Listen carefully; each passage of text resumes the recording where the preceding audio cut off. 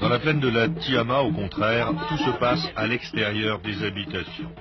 La veille du mariage, les hommes ont construit un vaste auvent à la sortie du village pour accueillir les invités. Et le jour du mariage, dès 10 heures du matin, ceux-ci arrivent de tous les horizons, à pied, à dos d'âne, en voiture. Ici, il s'agit d'un grand mariage, la famille est aisée, les récoltes ont été suffisantes et la vente de bétail satisfaisante. Du côté masculin, plus de 300 personnes vont arriver. Et pour des cérémonies de ce type, la famille qui paye les festivités fera tout ce qui est en son pouvoir pour que ce soit véritablement un grand mariage. Un mariage où les invités seront reçus dignement.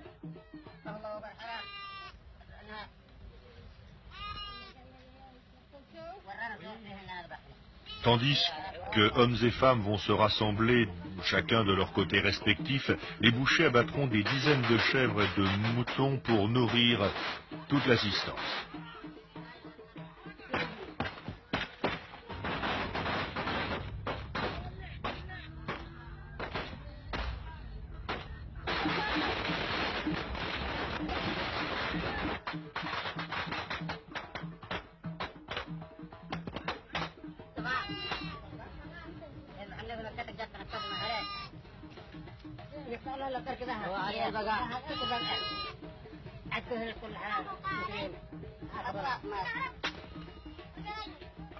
Image difficile à soutenir que celle de l'égorgement du mouton. L'animal est abattu suivant les prescriptions de la charia, la loi religieuse, qui ordonne que l'animal soit vidé de son sang. C'est donc la tête tournée vers la Mecque que le boucher prononce les paroles rituelles avant de l'immoler.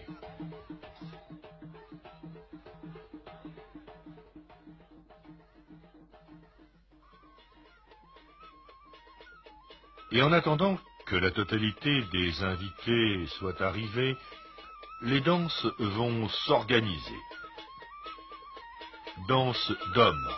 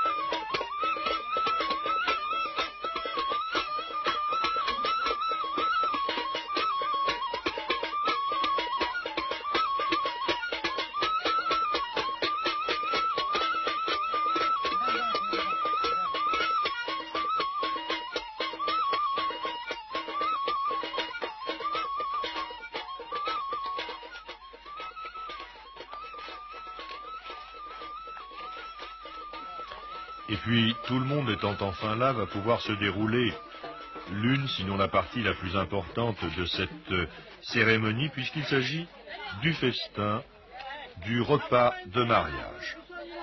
En raison du nombre extrêmement important des gens qui composent cette assistance, il faudra faire plusieurs services.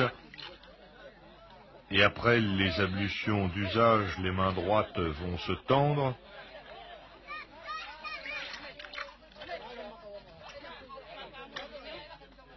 Sous un auvent qui a été dressé à l'intérieur de l'enclos familial paternel, on a installé des nattes sur lesquelles sont disposés les mets.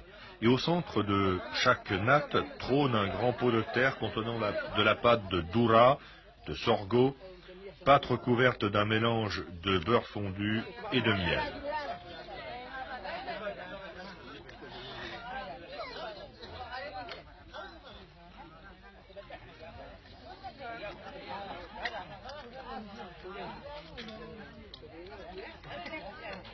À côté, des piles de pain et des morceaux de mouton cuits au four, enrobés dans des tiges de feuilles de bananier, et autour d'un vaste plat de riz ont été disposés les morceaux de choix, le cœur, le foie et les rognons grillés.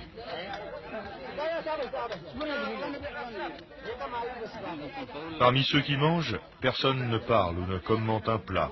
Tous avalent très rapidement sans boire afin de ne pas déranger inutilement un serviteur. Un simple verre d'eau passera en effet entre les convives à la fin du repas.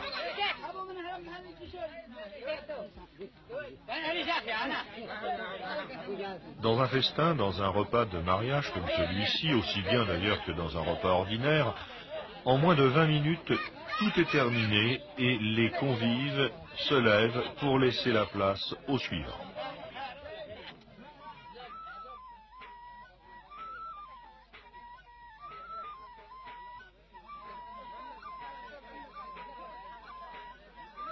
La réunion sera interrompue en fin d'après-midi au moment de l'arrivée du marié. Il s'agit d'un très jeune homme dont on a rasé le crâne la veille en signe de purification. Il porte bien sûr les attributs masculins, le poignard, le fusil.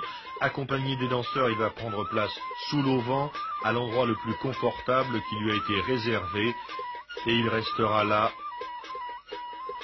semblant absent de cette cérémonie qui se déroule pour lui.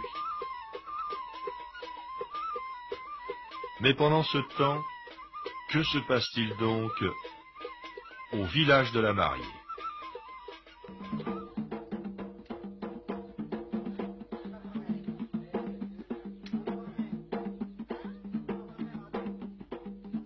Réunie avec les femmes de sa famille et les femmes du village, elle va danser bien au-delà du coucher du soleil.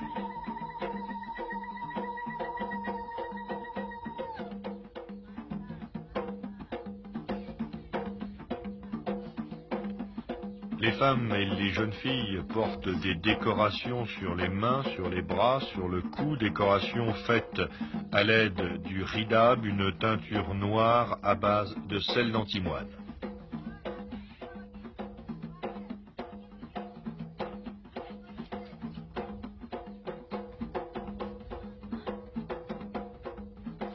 La mariée, elle, porte une formidable coiffe trapézoïdale constituée d'une armature de paille sur laquelle sont plantés des boutons de fleurs de jasmin.